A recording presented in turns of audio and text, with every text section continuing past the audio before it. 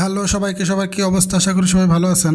বর্তমানে নেটওয়ার্কের সমস্যায় যারা ফেসবুক, মেসেঞ্জার, ইউটিউব এই সোশ্যাল মিডিয়াগুলো ব্যবহার করতে পারছেন না, তারা খুব সহজেই ভিপিএন কানেক্ট করে এই সোশ্যাল মিডিয়াগুলো ব্যবহার করতে পারবেন। আর এই ভিপিএন কানেক্ট করার জন্য প্রথমে আপনাকে আপনার মোবাইলের প্লে স্টোরে প্রবেশ করতে হবে। প্লে স্টোরে প্রবেশ করার পর সার্চ অপশনে লিখতে হবে 1.1.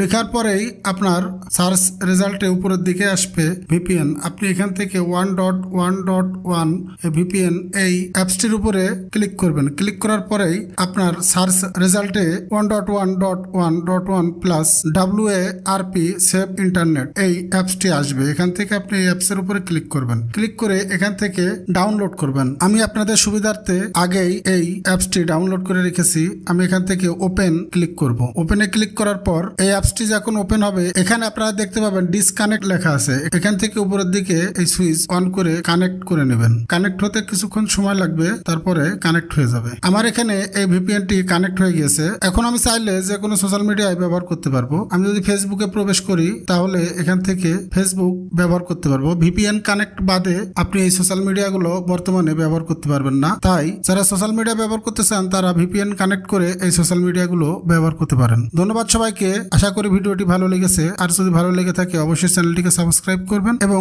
এই ধরনের নতুন নতুন ভিডিও পেতে পাশে থাকা বেল আইকনটি অন করতে ভুলবেন না। ধন্যবাদ সবাইকে।